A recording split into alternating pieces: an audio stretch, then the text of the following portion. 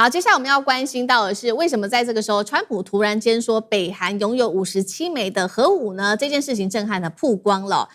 大家也在解讀說，是不是川普這時候急報金正恩，因為他急需要一場他可以表示勝利的戰爭，不管是在俄烏或者中東上面，他都挫敗嘛，所以他今天要選擇做這樣的動作嗎？那同時間呢，他也要求南韓要對他表忠，但是沒有達成之後，針對於美韓軍演的這個成本跟這個規模，他直接減半。川普現在是棄韓換朝嗎？今天我們會做深度的解析。好，先來看到川普本來希望能夠搶一場很重要的外交大秀，也就是在其中選舉之前，希望能夠有一場勝利的戰爭。那希望有一個勝利的戰爭，然後表示他真的很厲害哦。但是沒有想到這個舞台是不是被金正恩給當場拆台了呢？我們要來看到的是川普最新計劃，他說呢，今年呢我會跟金正恩見面，表示呢收到了平壤的回復了，最快確定11月份在深圳的 APEC 會議上，我就可以跟金正恩會面了，再一次的舉行川金會。好，這是他最新的發言，沒有想到立刻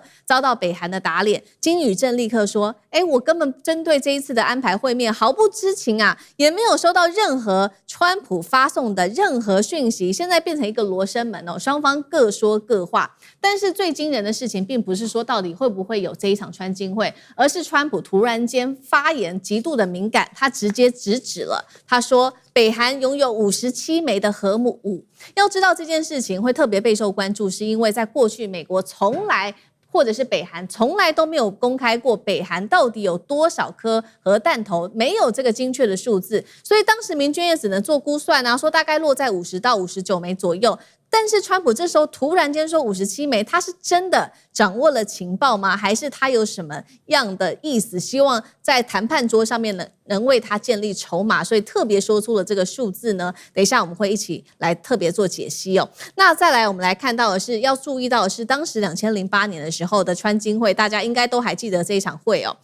川普曾經要求北韓，你必須要完全的發展無核化，但是我們來看看現在到底發生什麼事了。已經距離當時的時間過了8年，北韓不但繼續的發展核武，還發展洲際彈道飛彈、戰術核武及固體燃料飛彈，並且深化跟俄羅斯之間更深層的一個軍事合作。所以今天節目一開始，我們先請教酈將軍怎麼看？為什麼？首先，他突然間要公開他擁有這個北韓的57枚核武這個數字，再加上如果北韓真的擁有這麼多核武，而且還有洲際飛彈、戰術核武，俄羅斯的軍事合作，代表北韓到底現在強到了什麼樣的一個程度呢？那為什麼有一件事情也很弔詭，說他可以接受北韓擁核，但是對伊朗擁核卻如此的強硬，是完全不允許的。酈將軍怎麼解讀？川普真的是80歲的男人，只剩下一張嘴他那張嘴除了說是那張嘴除了在軍事上面可以打嘴炮攻擊別人之外，在外交上面也發揮凌厲的攻勢。可是所有人都不會相信他所講的話，因為你現在已經沒有信用了嘛。大家習慣講川普叫 Taco， 你看他當初放話要用地獄般的攻擊對伊朗發動攻擊你攻擊一艘油輪，我就炸你一座電廠。但現在也做了沒有？是完全都沒有做。可見了他那張嘴只是光嘴巴講而已。那現在又來了，他說要跟這個金正恩見面，但是現在人家金宇正出來放話，雖然說沒有完全否認，可是卻也沒有承認，那是狠狠打臉你川普的這個一個巴掌第二個，這件事情我們從金正恩的角度來看，其實我現在對金正恩佩服得不得了。為什麼呢？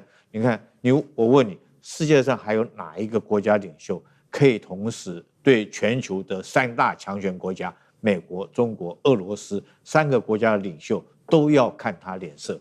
你說金正恩是不是在這方面，在外交、地緣戰略上面玩得非常的溜？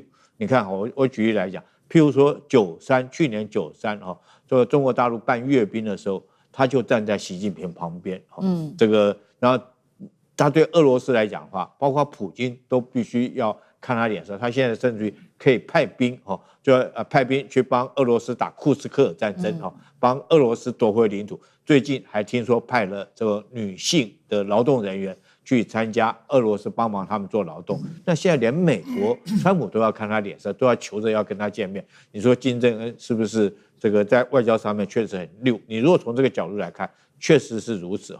可是我覺得川普今天會講出這種話，其實我覺得非常非常的糟糕。怎麼講？你是不是在變相的鼓勵伊朗要擁有核武啊？如果說金正恩對不對，北韓擁有核武，當初你一直要制裁北韓擁核，你要用各種制裁的手段來逼他限制他核武的發展。他現在真的發展出來了，就你自己親口承認他有57枚的核彈，你不但承認他有57枚，你還表示對他示好，然後反而如果說伊朗看到以後，是不是發現說，如果我有核彈的話，美國是不是以後就不敢對我攻擊，甚至於鼓勵一些第三世界的國家是不是也朝擁核來發展？這第二個。那川普這一次來講，對金正恩討好到什麼程度？我覺得真的是有失一個大國的尊嚴哈。除了是在這個外交上面來講的話，他要主動說要跟金正恩見面，但是金與正這個冷回他，就是說我還不曉得這件事情，冷回之外，這是在外交上面，我覺得就打川普一個巴掌。那軍事上面更是如此，軍事上面是川普自己打自己巴掌，外交上面是被金與正打，軍事上面是自己打自己巴掌。你這個時候正在跟韓國聯合實施一個演習，叫以資自由護盾的一個軍演。然後這次的軍演預定連續10天，從17號到27號分為2個階段。第一個階段演習想定是說北韓那邊猝然發起攻擊，那你要採取守勢作戰。然後第二階段你要發動攻勢把這個失去的領土打回來。第二階段是攻勢作戰，也是演習5天。結果川普在演習的前一刻自己喊卡，那是不是在軍事上面你自己也打自己耳光？這個外交上面被金與正打耳光，軍事上也被自己打耳光，所以看得出來金正恩在這個東北亞其實是扮演而後來講一定是扮演更重要的一個地緣戰略的角色。好，所以北韓現在不管是在軍事上面政治聲量上面，都在東北亞這邊具有一定的角色。那反之，我們來看為什麼川普這次急着一定要跟金正恩來舉行這一場所謂的川金會呢？楊老師又怎麼看？我覺得就一個字，煙霧彈。這3個字。然後呢，一個概念呢，它這個煙霧彈，可是呢，它又裡面呈現的是一個戰略的這個失誤。那金正恩跟金與正就很簡單，我覺得他們的想法就是，在這個事情上一個小丑就夠了，你自己去當吧，我們不會配合的。怎麼說呢？這是個煙霧彈嘛，因為在伊朗整個情勢，他都要把戰爭部長赫德塞斯給開除掉了，一定要找另外一個議題來去遮掩他自己在伊朗決策上的種種的失當，很嚴重，而且已經就是開啟了潘朵拉的盒子，讓美國的軍事跟財政，還有外交威望上，其實真的是破解，呈現到我剛剛提到的，就是帝國的這種症候群。那你當然分散伊朗的這個美國困境有沒有用呢？那如果照他的劇本下去的話，說不定有用。可是呢，他這個劇本呈現的是一個戰略的失誤。剛才酈將軍講的很正確了，你在鼓勵伊朗嘛，那鼓勵伊朗就是說發展核武，我自己很感慨啊。我在過去20年的期間，其實參與到東北亞這個安全對話很多時間，也跟北韓的學者有對話過。在整個就是東協區域論壇裡面的東北亞安全問題的這個小組裡面，那裡面有政府的代表，有就是學者的代表。那因此你會看到那個時候6方會談，但經歷過2006到2017連續6次北韓的核子試爆，最後就不了了之。不了了之的情況之下呢，就開始對北韓進行全面的制裁。是那可是呢，也沒有辦法做任何的改善。那因為你擁有核武之後呢，別的國美國就沒有辦法對你做任何的，就是說行動啊。這裡面也提醒我們大家，你在看到兩岸的議題的時候，你不要忘記，今天中國是核武大國啊。北韓只有57枚，我們5年前估計大概就是35枚到60枚之間。他現在川普講了57枚了哈，我想這個一定是他的戰爭部跟他講的數字。你現在中國有多少枚？依照美國的觀點，中國現在600枚啊。所以美中之間會在任何的地方進行任何的軍事交戰行為嗎？美國跟北韓都不會這麼做了，跟中國會嗎？所以當你在承認北韓的核武的時候，你不就等於是在鼓勵伊朗？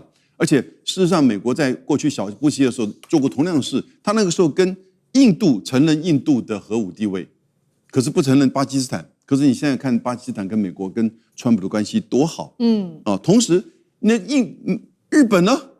我們講的韓國呢，日本更尷尬了，搞了一個靖國神社參拜，惹怒了這個從俄羅斯到韓國到中國，你現在連北韓美國都要去跟他哥倆好，那但是呢，我就最後一句話就是，那北韓都看得很清楚啊，這個劇你一個小丑就夠了，我絕對不會給你伴隨的跟你去演哦，你把我當傻子嗎？他們當然知道川普這個他整個的這種煙霧彈的用意以及戰略失誤的這些問題。好，那一方面我們也看到南韓看在眼裡哦，看到說，川普這時候承認北韓的核武哦，非常的難堪，這對於南韓來說。那另外一方面呢，因為南韓拒絕參與這個美國來協助打伊朗，所以呢，這一次南韓跟美國之間的這一場軍演，剛剛酈將軍特別提到，已知自由護盾哦，就這個規模，美軍就決定要縮減，從原定的11天變成只剩下5天。那很多的訓練也遭到刪減等等哦。那川普這時候更是炮轟南韓，他說呢，我們有3.9萬的美軍，整天保護你們，你們卻不願意幫助美國，還要求說首爾你趕快提高你的駐軍費用，落實3500億美元對美的投資承諾。好，我們現在也一邊看到說北韓的部分現在發展核武，南韓這個時候覺得美國不可靠，是否要來加速發展所謂的戰時作戰指揮權，強化自主防衛，並且說，是不是在中美之間，他這個時候要稍微來調控一下，跟中國大陸建立更好的關係，甚至是疏遠美國等等，會不會開始有一些改變調整？賴老師怎麼看？首先，韓國他必須不能一張嘴，他必須要實際行動做到。如果他只是一張嘴做宣示、做態度、做表態，但是他的實際行動跟他所講的不是同一個方向的話，那基本上來講效果不大啊。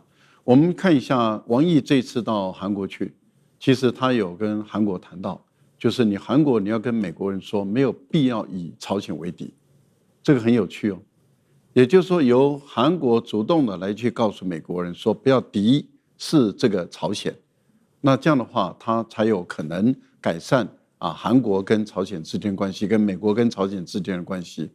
可是問題就在於，你韓國做得到嗎？韓國如果說，我想改善跟朝鮮的關係，但是我現在不會去要求美國人說不要敵視朝鮮，這不是很奇怪嗎？這就矛盾了嘛。你都認為朝鮮不是你的威脅，你想改善他的關係，你難道不應該勸美國人不要敵視朝鮮的關係然後把朝鮮變成你的朋友？為什麼？因為川普講說金正恩是他的好朋友是鬼話，是假話為什麼？因為沒有人信嘛。你看川普第一任的時候，他跟金正恩見了幾次面，3次面。18年在新加坡，19年在河內，然後接着6月份到板門店見了3次面了。結果美國有解除對於朝鮮的經濟制裁嗎？沒有，什麼都沒做。也就是面見了，不要發展核武哈。然後朝鮮說，然後呢？那你制裁解除啊？沒有解除。中國跟韓國人說，你解鈴還須繫鈴人你就到聯合國安理會提出要解除部分的朝鮮的經濟制裁，我們可以幫助你。這個時候我們可以來談核武的問題。然後韓國人做了嗎？沒有做。所以你今天李在明說你要改善跟朝鮮的關係，你就到聯合國要求解除對於朝鮮的經濟制裁嘛。你韓國沒做，你說你怎麼改善跟朝鮮關係？朝鮮一看你又是說一套做一套嘛。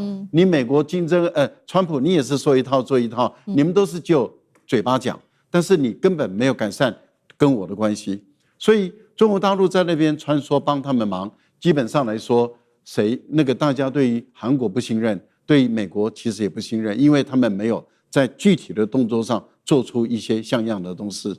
另外一個部分，川普說你韓國人都沒幫我你沒有幫我去打伊朗。韓國人說這個仗我怎麼能打？因為這是侵略性的行為，違反聯合國的規定違反國際法，我不能打。第二個，坦白說，美國在韓國的軍隊誰養？韓國人養哎，韓國人是老闆哎。但是問題就在於，我養你美國人的軍隊，結果我的軍隊還要聽你美國人的。你不覺得這人類間最荒唐的事都在上演嗎？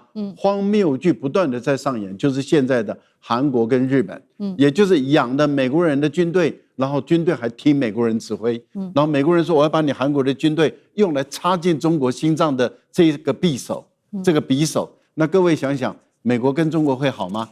美國人要用韓國人的軍隊插中國人的匕首，意思也就是要中韓之間打仗嘛。這個看不出來嗎？